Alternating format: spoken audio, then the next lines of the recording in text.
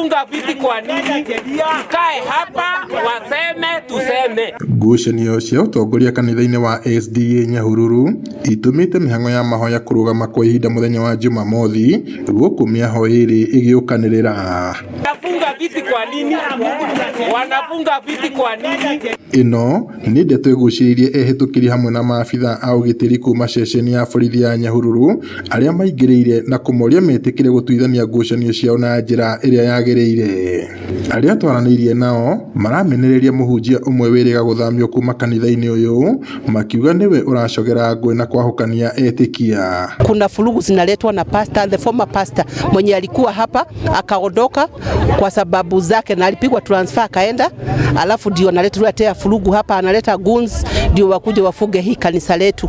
Sasa waleo kanisa imefungwa kwa sababu wamekuja na guns kutoka mahali popote, mahali wameokota wakaokota watu mahali ndio wakuja waweke pasta mpya. Tukiwa na pasta wetu wao wanaleta pasta mwingine ambao hatumuelewi. Ameharibu kila kitu, amefanya watu wategane, amefanya mambo yote iharibike katika kanisa letu.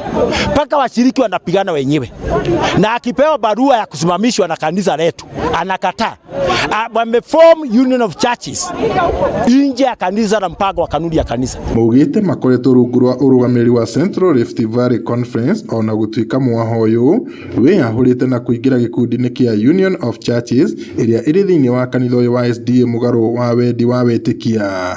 Sasa tunasema wakuje the right way ya kuleta huyo mwenye wanataka kuweka hapa kanisani. Sisi tuko na pastor wetu na by the way sisi tuliondoka, sisi tuko Union of Churches, wao wako CLFC.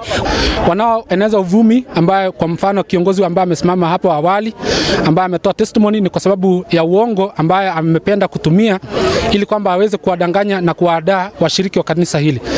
Wanaotoa furugu katika kanisa hili katika sabato 4 ambazo zimepita ni kwa sababu wangependa kwamba wameona kwamba wamekosa namna. Gukiri uguo kanitha uyu ni uhingitwo guku atongoria makiurio gwetha njira njega ya kunina ngucanio ici kaimana. Ngiribota Inooro TV kuma tauni ya Nyahururu guku ni kaunti-ini ya Laikipia njitagwo Peter Mwangi.